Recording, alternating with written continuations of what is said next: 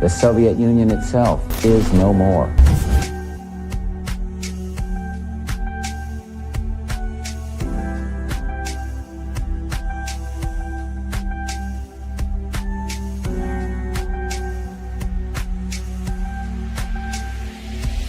The United States military has begun strikes.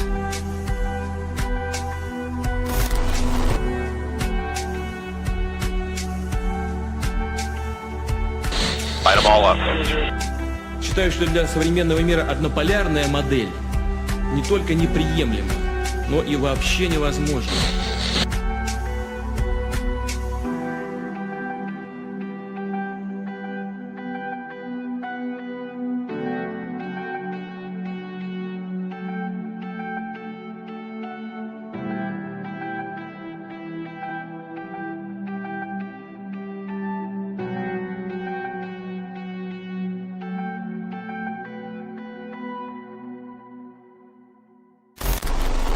Народные республики Донбасса обратились к России с просьбой о помощи.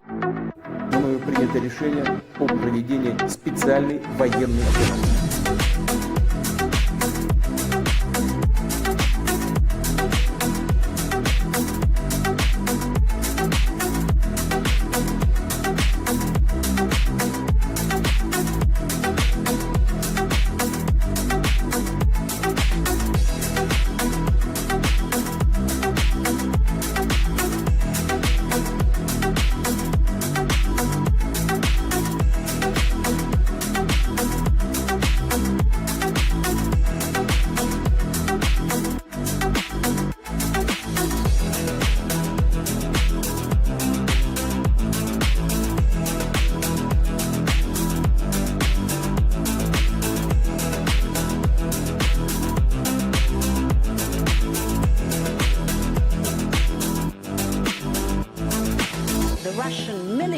Is taking chips from dishwashers and refrigerators to fix their military hardware. Russia's industry is in tatters.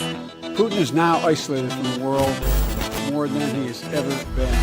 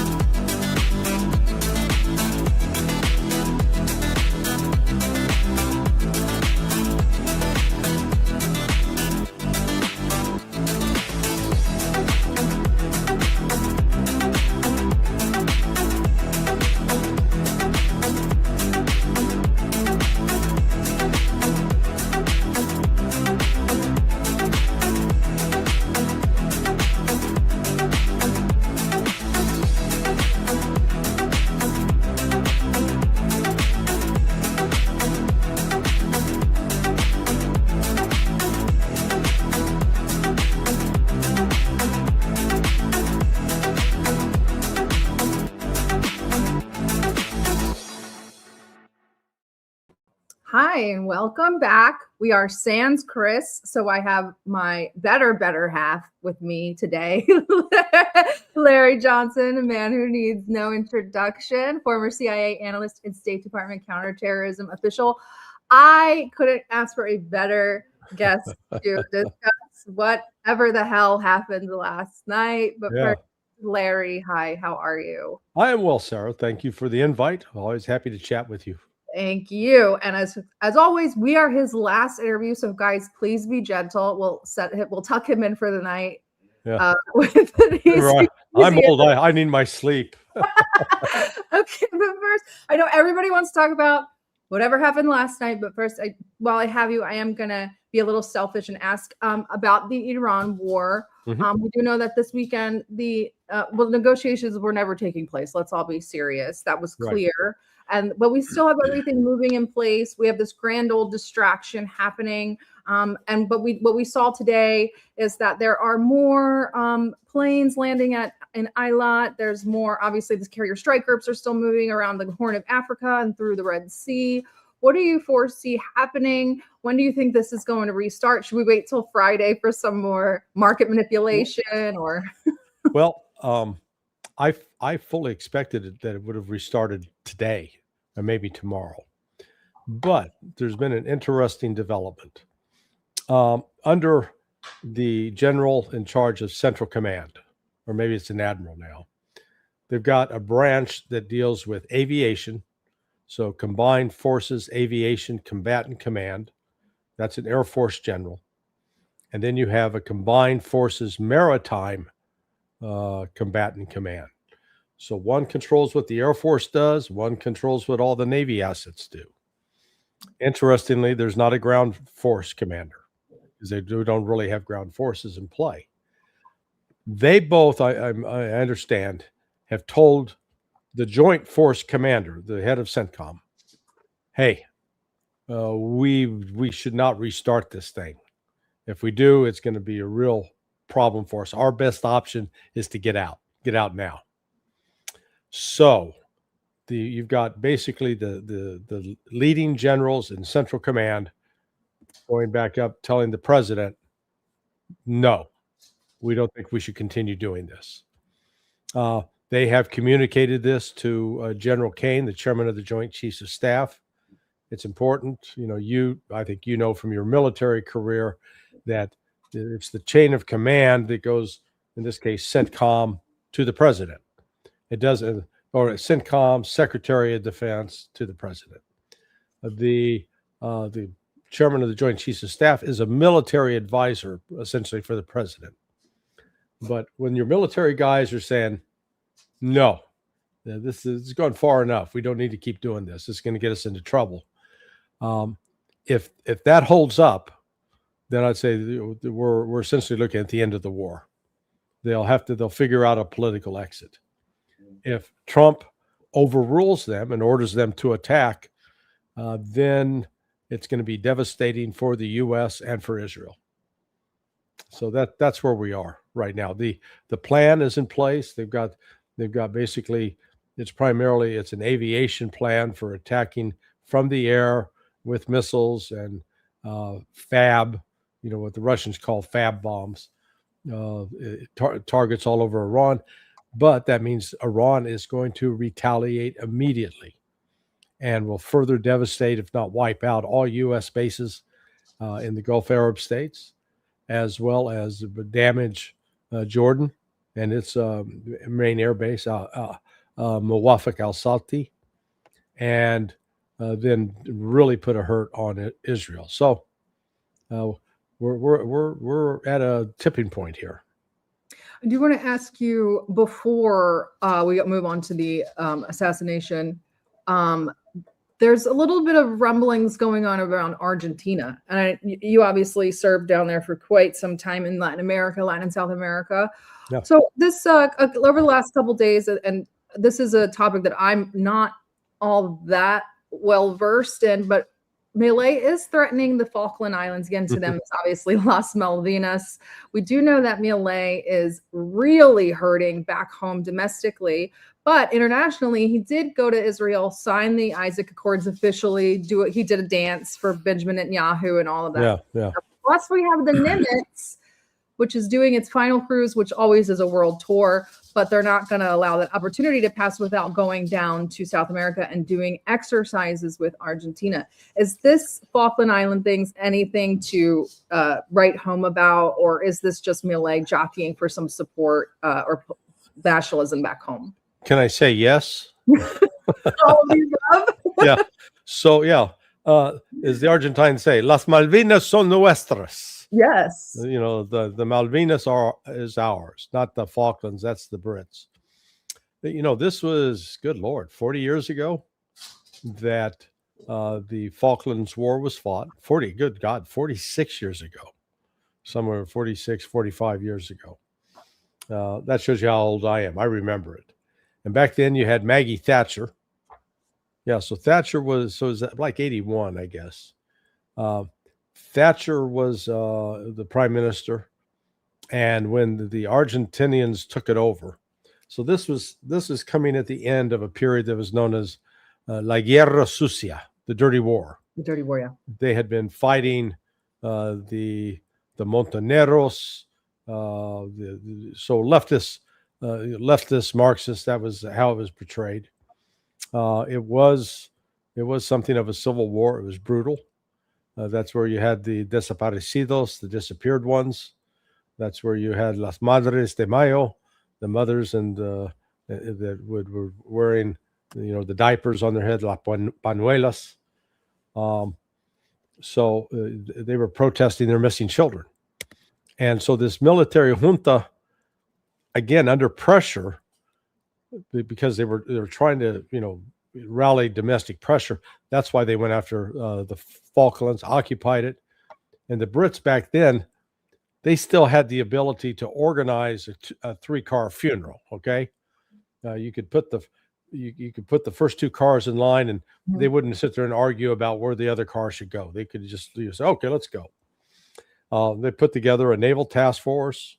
They went down. I think they did lose 1 ship, but the Special Air Service and the Special Boat Service, their Special Operations Forces, went on the islands, recaptured them.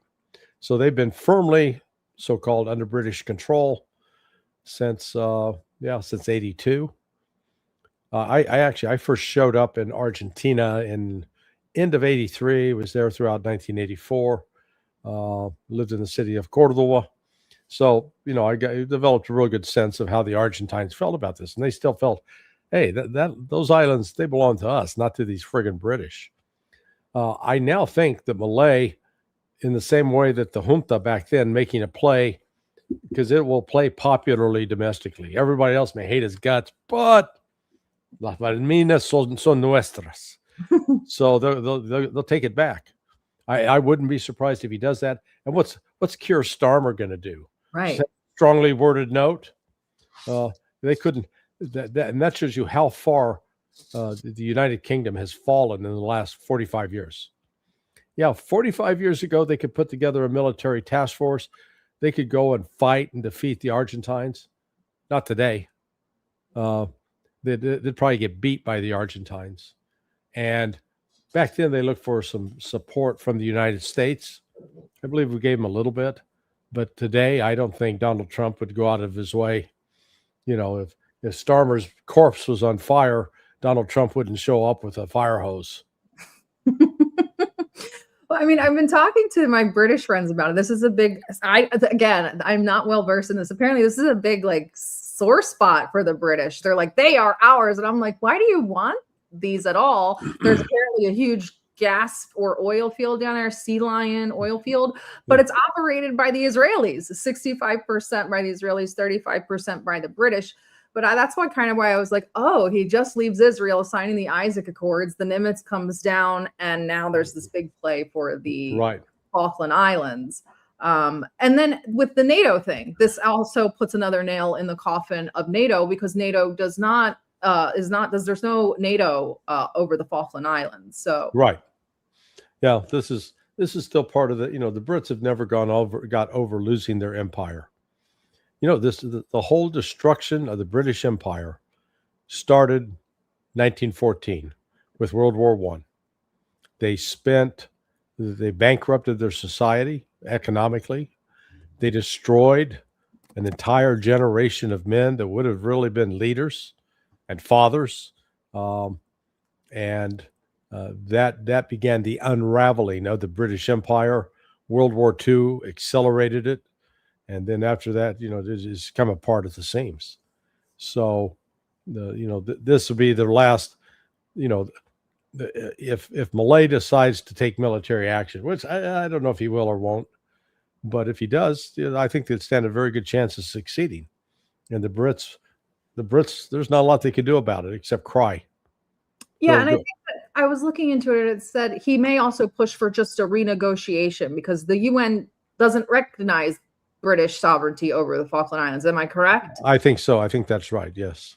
Right. And so that could also be, plus they're forming their own UN now, the Board of Peace. So they could just use that. Oh my God. So, it's Argentina's always been I love the country, love the people, but it's it's been, as they say, has a lot of Italian immigrants, a lot of Spanish immigrants, and a lot of German immigrants. And it's like you take the worst of the traits from each of those countries, and that's what wound up in Argentina. I agree. You know, And now you have the Israeli element coming in the South, which is very interesting. Yeah, I mean, because that was the other thing that was so odd. You had, on the one hand, you have the largest Jewish population in the Western Hemisphere outside of New York City in Argentina, in Buenos Aires. Side by side, you had the largest presence of Nazis that escaped Nazi Germany living there in, Buenos Aires and out near Cordoba and over on the border with China, Chile. You've got literally German cities. Yeah. So yeah, it's really it's a big contradiction there. And, maybe it's not. Huh? I said maybe it's not. Maybe the power players from both sides made their way down to Argentina, and money doesn't have an ideology. Power doesn't have an ideology. Of course, I do have one friend. He was the head of like the counterterrorism section for the government, and Juan Belikov is his name. But his family, they were actually Ukrainian Jews that escaped. They got at the end of World War II, so they got on one of these refugee ships. As he tells the story, he says, "So the first port we arrive at is Rio de Janeiro. And the Brazilians come on board and they look us over and they took what they thought were the most attractive, intelligent people." He said, "So the ship continued on and we got down to Montevideo and in Uruguay. Same process. The Uruguayans come on, they look everybody over, they take the best of what's left." And he says, "That's why I wound up in Argentina." So that should tell you everything you need to know. Yeah. Hilarious. Juan has a great sense of humor. So now, I guess, for the subject everybody's waiting for, I'm still trying to piece together what exactly happened. So we're going to try to take it from the top with Larry, starting with Caroline's cryptic message leading up to the show. I'm not giving this much credence, but a lot of people have put their tinfoil hats on for it, so I'll play it for you all. Okay. Is he not? He is ready to rumble. I will tell you, this speech tonight will be classic Donald J. Trump. It'll be funny. It'll be entertaining. There will be some shots fired tonight in the room. So everyone should tune in. It's going to be really great. I'm looking forward to hearing it. I love it all. And you wrote most of it, you said. I can't take credit. In true Donald Trump fashion, the man puts his pen to the paper himself. So it's a lot of shots. There will be shots fired. Not a really good look. Okay, so let me preface this with, I watched what happened and I came to some conclusions. But before I put those conclusions out in public, I called one of my buddies, J. Lawrence Cunningham, aka Larry, another Larry, who had a distinguished career with the Secret Service. He ran Ronald Reagan's security detail after the Reagan assassination attempt. Or the attempt, when Reagan almost died.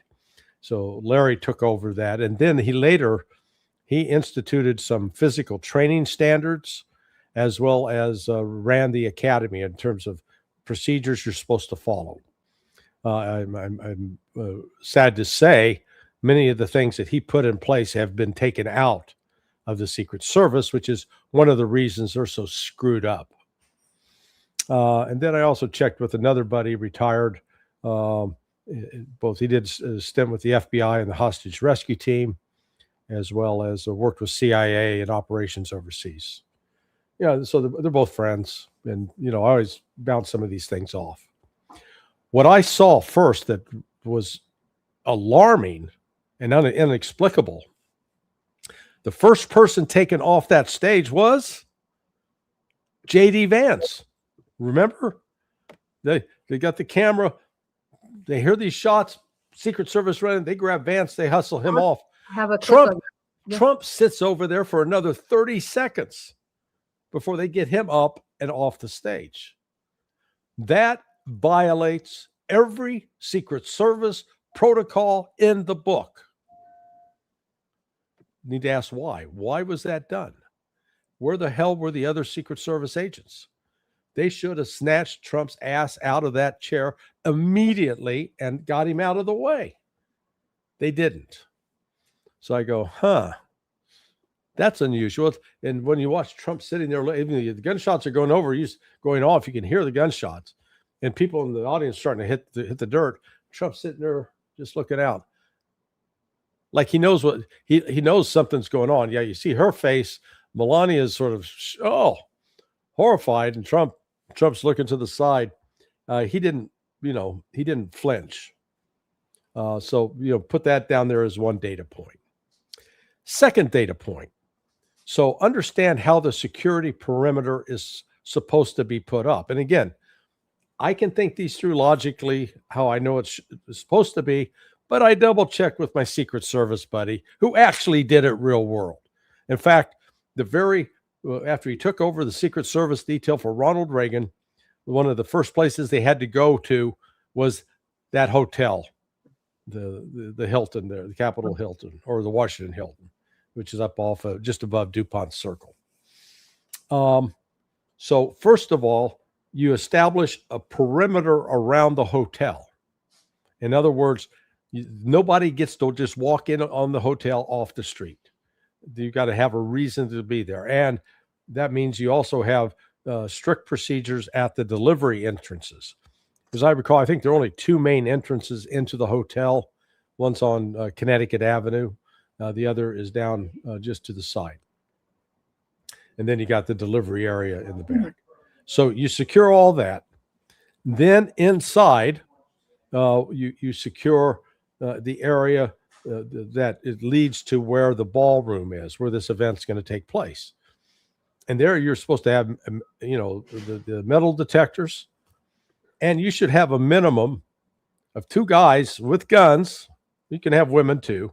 But, two law enforcement officers, Secret Service, it could be Capitol Police, whoever, but they're under the control of the Secret Service. They're there with their arms ready that if somebody rushes through that checkpoint, you can shoot them. Apparently, they didn't have that. And that would have been replicated at the actual entrance because this guy was in the hotel. So he got through the first layer of security because he was a guest. But then he came out of his room with a shotgun, coming down an elevator with a shot. You can't hide that. And gets off the elevator. With those elevators, there should have been somebody there at that checkpoint, again, to observe, to monitor, to see if there's anything unusual headed towards the area. That should have been the first place he would have been detected. Didn't do that. Apparently, he got to the next checkpoint, rushed through, didn't get shot because there was nobody there ready to shoot him. And then he starts shooting. And then when the shooting is over, you see some of the Secret Service and law enforcement, they start pulling guns and appear to fire at him. Yet when he is down on the ground, you don't see a single bullet hole in him. Mm-mm. And what you don't see as well, if he had been shot in the legs, initially I thought, could he have been shot in the legs? Because that, I got a dead nephew who got shot in his left femur. He got bleeds and, you can bleed out real quick. But you would have, if he got shot in the legs, you would have had a medical technician or the police with, gloves on, applying a tourniquet, doing something. It didn't have that. So how the hell did they get this guy stopped? Because with all the law enforcement there with guns, he should have been filled up with enough lead that they could have used him as an anchor in the Potomac, but he didn't have that. And I'm thinking, God, that's strange. How did they get him down on the ground? Do you quote tackle? You tackle a guy who's carrying a firearm and has already shot somebody? You don't tackle him, you shoot him. And you shoot them until they stop moving. That's how these guys are supposed. That's the protocol. The protocol is not to go, stop, Mr. Runner. We'd like you to pause, please. I mean, for Pete's sake. Then the other thing you start thinking about is, okay, he bought his firearms legally in California. How the hell did he get them to Washington, D.C.? A train. Well, okay, because initially I thought it was a plane. And no, it's a train. Planes, trains, and automobiles, but it's a train now. Yeah, so I was thinking if it's a plane, you got to fill out all this paperwork. Right. You've got to put it in special cases. It's got to be locked. On the train, you don't have to do that. Mm-mm. So that's the story, yeah. So he's 31 years old. Now I know he's an engineering student and smart, but I'm not really he's not some firearms guy. No. I doubt that he on his own decided, you know what? I'll take a 2-day train to Washington, D.C. instead of a 5-hour flight to Washington, right. D.C. Yeah, that tells me somebody helped him. There was somebody else involved with this. This was not a lone wolf. Mm-hmm. So the story we're being told is bullshit. Well, I want to show some clips of what Larry has already talked about so our viewers have some context. So here is a CCTV of the shooter coming into the building, allegedly. And I believe there is also some AI enhancements. So keep that in mind. This is not official footage or anything like that. Lieutenant Hudson, you monitoring this area? Here it comes up.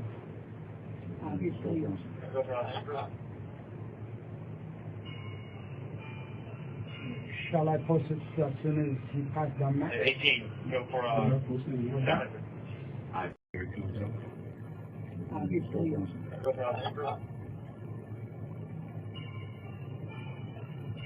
Shall I post it as soon as he passed down that? 18, go for What an so that hallway he came running down. They should have had a security checkpoint there, and that you stop there. They didn't. This is, like I said, this goes beyond a matter of, is it just incompetence? I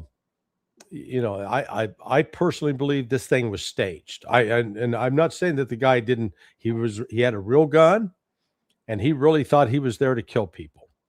I believe that. But in the same way we saw the FBI entice 4 guys up in Michigan to try to assassinate Gretchen Whitmire, the governor, that was a setup.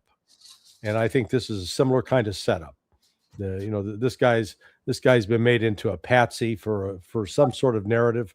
We'll see what develops. Yeah, I want to play this, and then I do want to ask you a question about that. The patsy comment. Here's the scene when the shooting begins.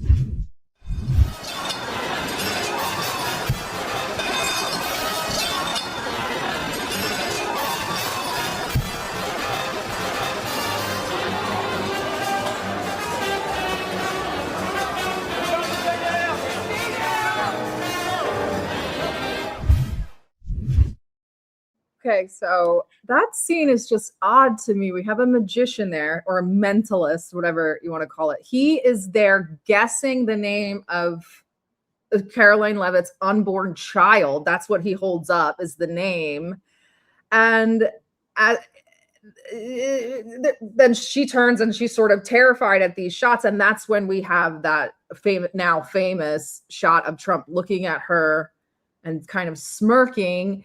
There's really no reaction from the mentalist either. You mentioned Patsy. Now here we'll do a little tinfoil hat. I don't want to get anybody into trouble, but Sirhan, he was obviously a patsy. Some people have theorized that he's triggered by some sort of event or somebody saying something at the shooting, which sort of, because you're saying his name's Cole Allen, this shooter, is that he thought he was there, or he thought he was there for some other reason, and he did act in this way. That's what happened with Sirhan. He was there for a reason. He was triggered to act a certain way. This scene with the magic trick really just it unsettles me. He's an Israeli mentalist. He has also been the same mentalist who has revealed Joe Rogan's pin password for his ATM card, saying that he read his mind. Just very weird things. It was a very interesting trigger moment for that to happen. All the women go, because they're reacting to the magic trick, but at the same time, the shots are ringing out. Yeah. Weird scene. Well, I mean, because when you run that one still photo makes it look like Trump's a little more concerned about it than when you look at the full clip. He's not reacting to the shot. He hears the shots. He's not reacting. That tells me he knew it was going to happen. Melania, though, is horrified. She's hearing the shot. She didn't know it was going to happen. It was weird. I mean, yeah, that's why. That's my interpretation. But so why would they do this? One reason is it makes Trump, gives him some more sympathy at a time when he's bleeding support, big time. So the returns that, and it also feeds into this. I'm touched by God to lead, because God saved my life in Butler, and I am destined by God to be this leader. It's sort of when you're a malignant narcissist like he is, that kind of stuff feeds in there big time. So yeah, and let's take this is a better angle of the Vance debacle that you mentioned earlier. Here is the golden child Vance, the golden calf, we'll call him, be evacuated.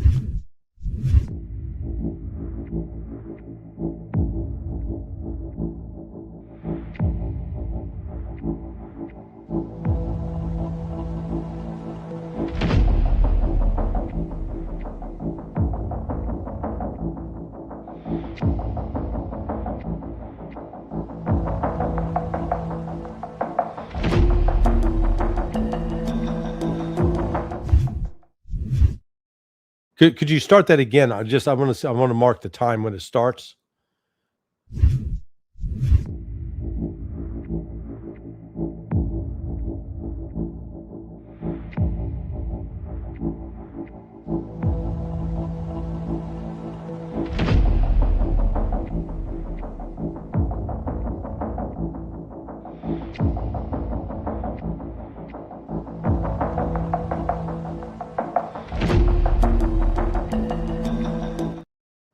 "20 seconds. 20. Yep. 20 So, seconds. yeah. So you're sitting there going, again, look, it's not my opinion.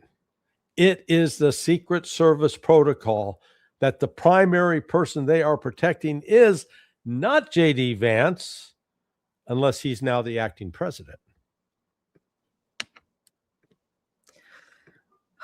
Another weird scene is Kash Patel. And this is because obviously, and I'm so glad I had you on today because I'm a lay person when it comes to this stuff. And it has me like, is this normal behavior or protocol? Obviously, I mean, I have a psych degree, but I don't know anything about law enforcement. But here's Kash Patel immediately following.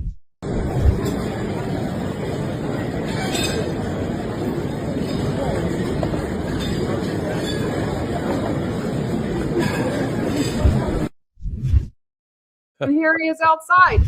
Do you guys have any idea what happened in there? I know. Yeah. Sorry.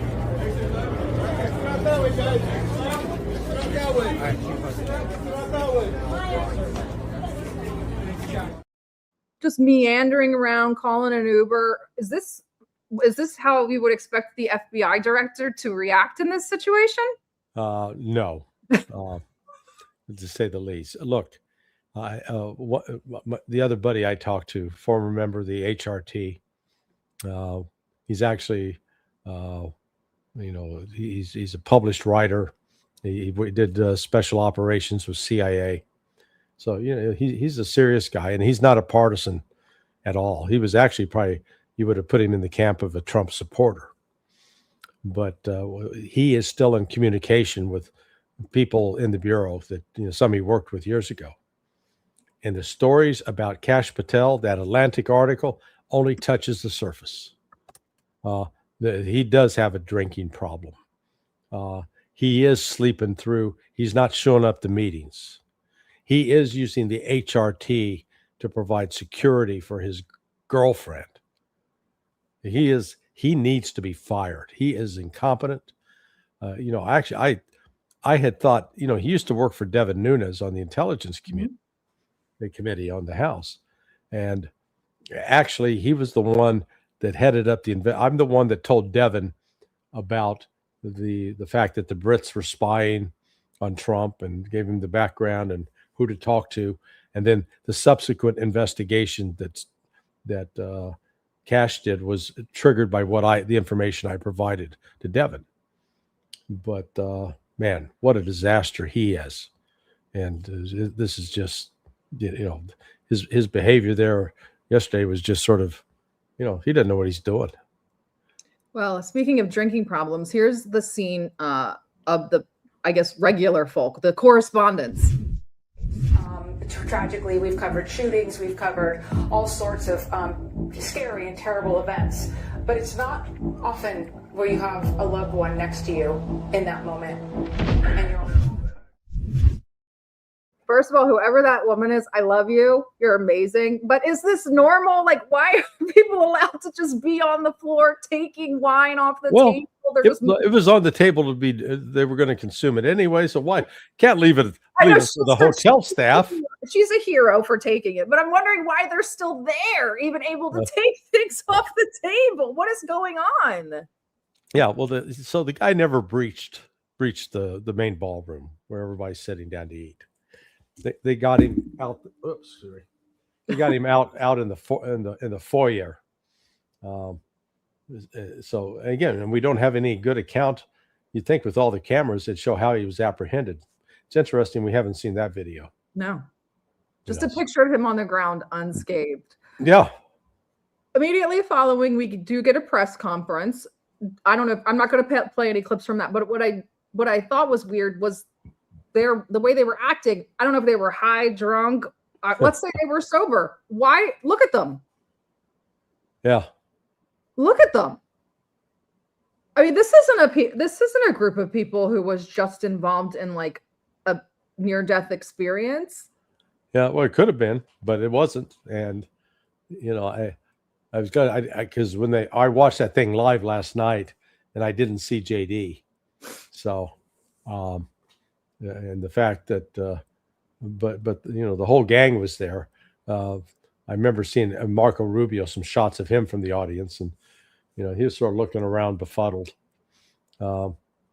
This is again this kind of this. I believe I think it was staged.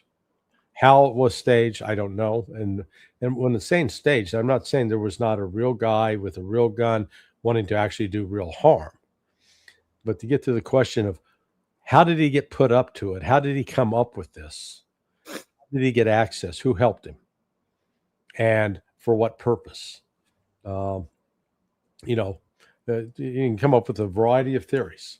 So I don't, you're not willing to come up with one yet? Well, one I could conceive of is, again, with Israel helping set this up in order to put more pressure on Trump to say, hey, man, this, you are divinely selected. God's watching out for you.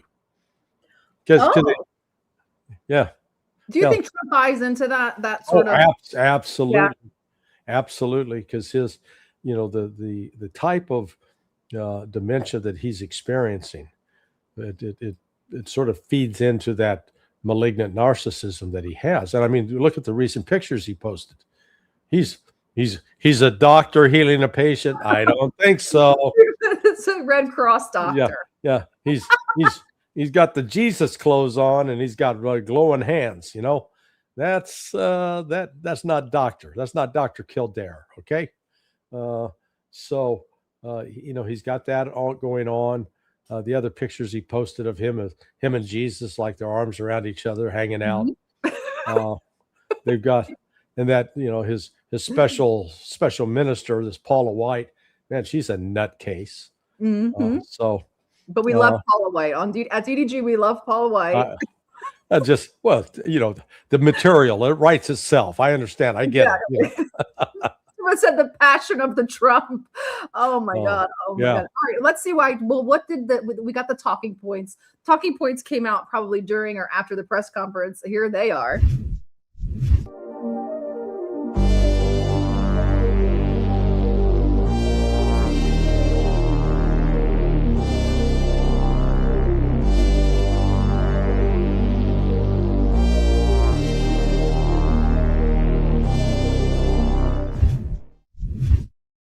hundreds of tweets about a ballroom that would have had nothing to do with what happened last night. Well, exactly. Look, if you don't put the security measures in place, I don't care what building you have, it's not going to be secure, even though you can design it with all the security features you want.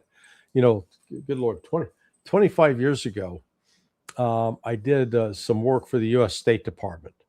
So, and it involved the security measures that how do you test doors and windows for State Department buildings overseas? And they rate them as both a 30-minute door or a minute door, or a 30-minute window, a minute window. And how did they come up with this? I think they had some very technical scientific method. No, the actual instructions read, you get 5 guys who are between 5'8" and 6'3" that weigh between 170 and 260. And then you put out every possible tool that you could find in a hardware store, pickaxes, axes, sledgehammers, whatever, anything. And then you get a guy with a stopwatch and he goes, go. And you time him to see how long it takes him to get through the door. If it makes it 30 minutes, you go, okay, that's a 30-minute door. And then after an hour, if they're still not through, that's an hour door. That's how they do it. So, great. But build your ballroom with a 30-minute door or an hour door. But if you don't control who you let through that door, and you don't set up positions that could deter somebody from moving forward, it doesn't matter whether you got so-called bullet-resistant glasses. Not exactly my thoughts too. It's we're now working with our 3rd assassination attempt, so that means that there's obviously a breach of security. It has nothing to do with the venue. So changing the facade isn't going to change the fact that we have if this is real, we have a huge failure in security. Well, and that's the theme. That who's been in charge of each of these sites? Secret Service. Secret Service is broken. Secret Service is not properly led. They're not doing their job. So you have to step back. Why? Why aren't they doing their job? Now, this didn't. Now, the other thing that makes me think that this whole thing is staged is immediately after it happened, it's being portrayed as an assassination attempt. Mm-hmm. Well, the guy didn't even get close to shoot at anybody other than the police officers outside. And again, he was shooting at those officers, and they didn't light him up. I live in Florida. I'm just south of Polk County, where there's a famous sheriff, Grady Judd, because Grady was asked about 3 years ago. One of his deputies was shot and killed by a guy, and so they chased down the guy that killed the deputy, and they shot him. And one of the reporters asked Grady, "Why did you shoot this man 65 times?" And Grady said, "Because we ran out of bullets." Exactly. Okay. So here's the number of people, those security personnel that were out in that hallway and going up, they were armed, and they didn't put a single hole in this guy.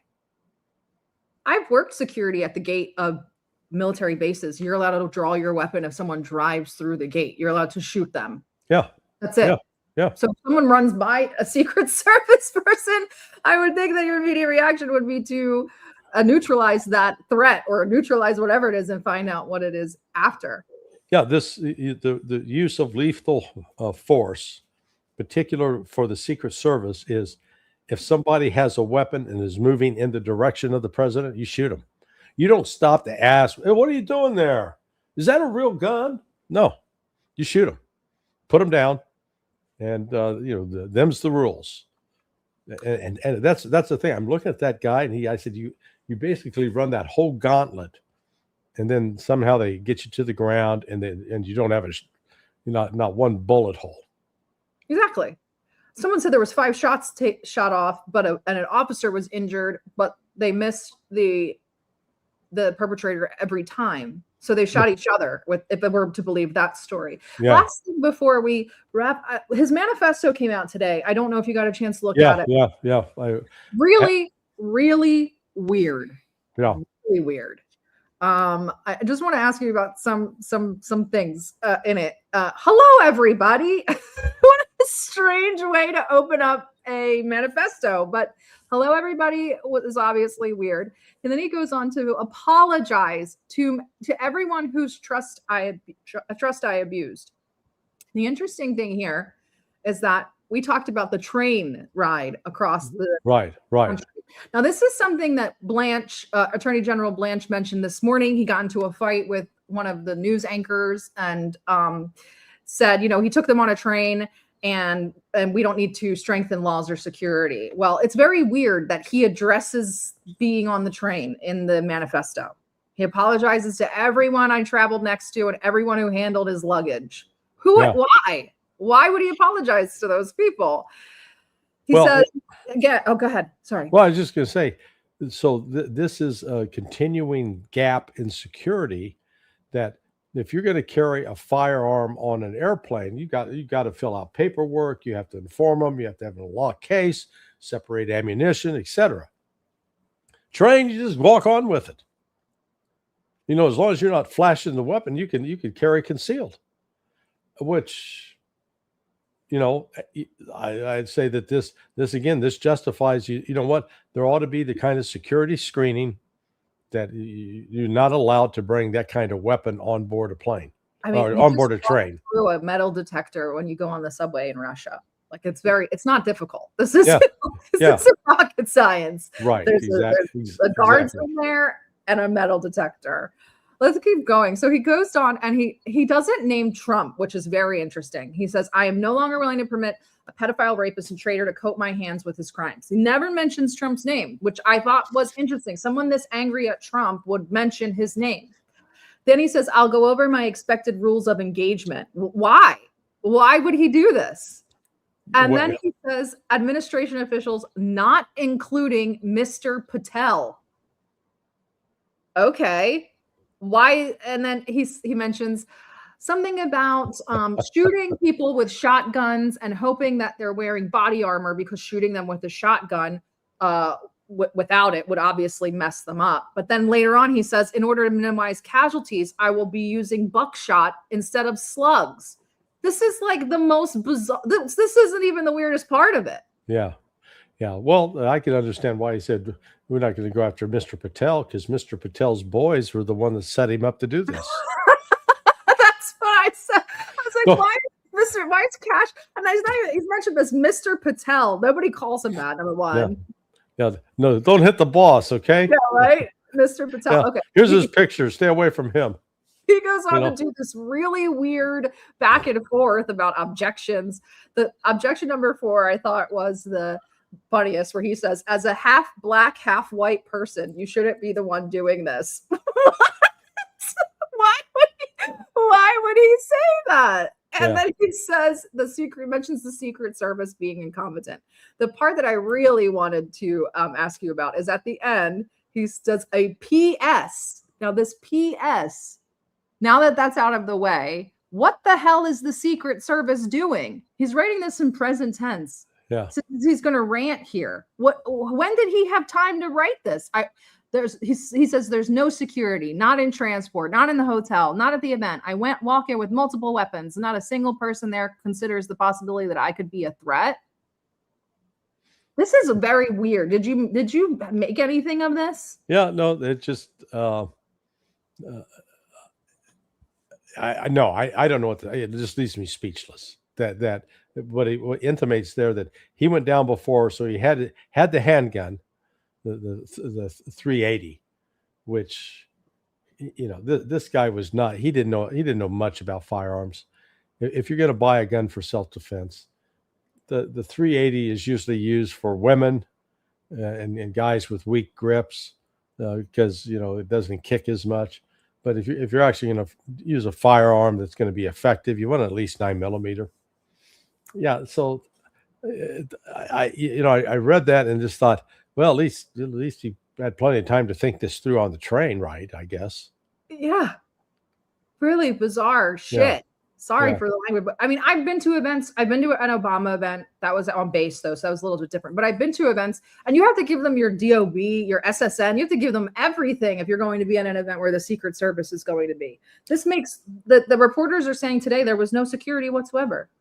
Well, let me tell. I had my own experience with Secret Service and security at Mar-a-Lago back 5 years ago now, 4 or 5 years ago. So my wife and I attended. We were guests of the Gateway Pundit. They had a table at this event. It was actually funny. It was all the Republican homosexuals for Trump. Basically. You were the gays for Trump. Yeah. I took my wife, but I got hit on while standing in line to go to the bathroom. So it was hilarious. So I was still carrying concealed. And my wife carries concealed as well. So, but we locked our guns into the glove compartment, drove on to Mar-a-Lago. Secret Service agent standing there looks in. So, okay, anybody, any firearms in the car? I go, well, yeah. So we got 2 locked in. Oh, you can't have this on the property. I said, oh, okay. So I dropped my wife off, and we had another couple with us. And I went back to the hotel, locked the guns in a safe. Came back, drive in, same Secret Service agent. Did you get rid of the guns? Yeah. Okay, go on. Didn't check. Didn't say, I need to inspect your car. I need to make sure you're telling the truth. And we go in, no metal detectors, nothing. So I literally, if I was intent on killing Donald Trump, I could have said, yeah, no, we don't have any firearms. Okay, go ahead. And then we go in. Could have, there was never, it could have killed him. So that's why, and this was the Secret Service back then running it. And I talked to one of the guys later that night. I said, basically, WTF, what are you guys doing? This is no way to run a railroad. And, you're putting, and then at the time I did have somebody that was in touch with Trump, and I just put the word through the system. I said, man, these guys they're not protecting you. What do you make of that? Well, the Trump surrounds himself with people that apparently won't tell him the truth, and and the Secret Service, maybe they're part of a broader operation to get rid of Trump.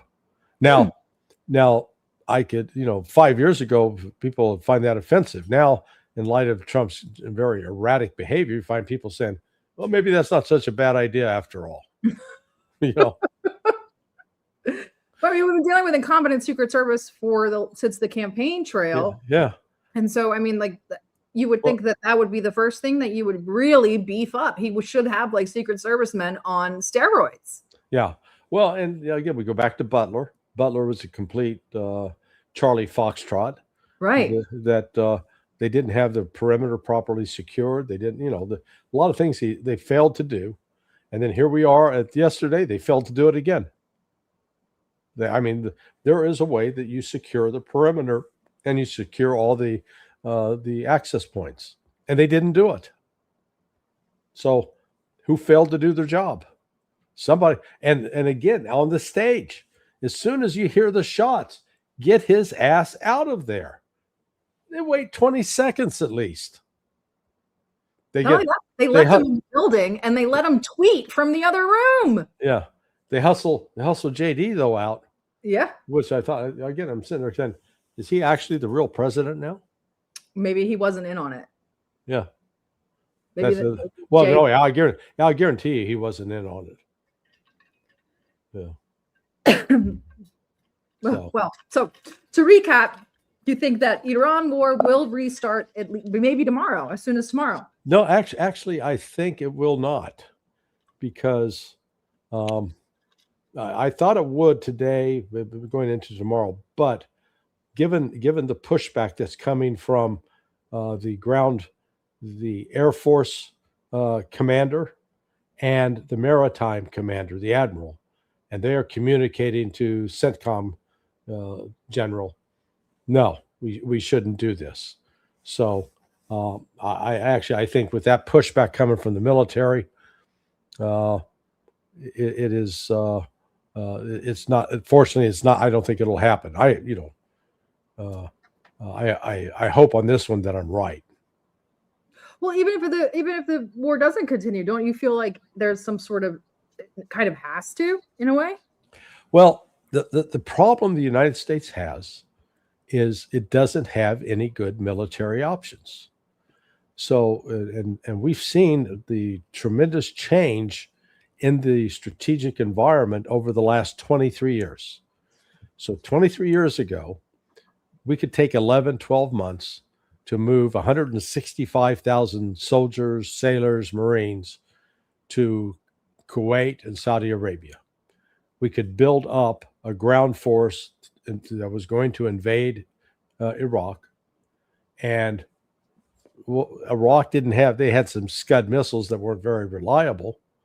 So as a result, you could assemble those troops without a problem. And we had what we thought were adequate air defense systems to protect them. Now today, we couldn't replicate that. We couldn't do that again. If we did that again, those troops would be immediately vulnerable to short and intermediate range ballistic missiles out of Iran, also cruise missiles coming out of Iran, the drones coming out of Iran. So then you'd have to figure out, we got to move them back far enough. And you say, well, why can't we just put out air defense systems that'll keep them safe? No, we've exhausted. Those missiles are now gone. They're empty. We are out of Patriot missiles. We're out of THAAD missiles. And anybody tells you the different, they don't know how to do basic math. It's just a simple math problem. The limited number of production, coupled with now restrictions on export of rare earth minerals and other minerals critical to make such weapons out of China. China holding back on it. So there is no good ground force mission. And the Navy, as long as the Navy stays 600 miles off the coast, they're great. But the problem is the aircraft on the carriers can only fly about 500 miles before they have to be refueled. And then you're going to do air refueling off the coast of Iran, where they've got air defense missiles to shoot down those slow-flying KC-135s. So that's the point. We don't have a ground option. We don't have a maritime option. All we are left with is air options, and none of those are good.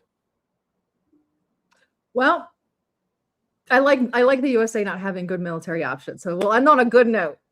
Yeah. And I will let you end your Sunday of interviews on the PSYOP. We deserve better PSYOPs, but I don't think we're on a budget now. I don't think we're going to get any better PSYOPs. I think it's going to get. Hey, well, those speaking of PSYOPs, the Lego videos, have you been watching those? Oh my gosh. Yes. You saw, I made one. I was in one of them. Happy party with one. Yeah. So they did one after I went on Napolitano's show last Monday and talked about the dust up between Trump and Kane over nuclear weapons. Now, it got reported as it was over the codes. It wasn't over the codes. It since got better clarification. It was simply that Trump was bringing up, hey, maybe this is an option we should secure and should consider.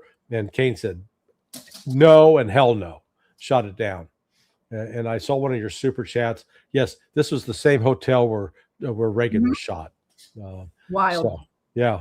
Trump loves that stuff. He loves slapping his name on things. So now it's no longer the hotel where Reagan was shot. Now it's the hotel where Trump was almost shot. But these kids in Iran that are doing these videos, they are incredible. Have you talked to them? They're really great. I have not talked to them. Oh yeah. But I've seen the interviews with them. But more importantly, I've watched what they produce. Apparently, they're between like the ages of 18 and 25, and the stuff. Yeah. I've told the Russian. I was on RT the other day. I said they need to do it.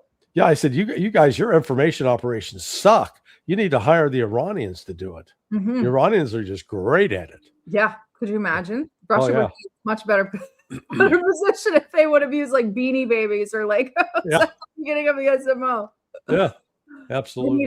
They need us to start doing the propaganda again. We need to get more active on the pro-Russian propaganda circuit. But Larry, thank you so much. I want you to enjoy the rest of your weekend. You guys asked about Chris. He's partying in Iran. back to the motherland. Hey, we won't be back on Wednesday. We're going to take the day off because the guys are traveling in Donbass and Iran, and I'm stuck back in Belly of the Beast, United States. They leave us here, Larry. They go do all that stuff. Well, hey, this was this hour blitz by. I looked at this, an hour already. Yeah, we always have fun. Yeah. Guys, make sure you go to sonar21.com and follow Larry on Twitter, even though Twitter's a joke now, dead app. And thank you all again. We will see you on next Sunday. All right. Bye-bye.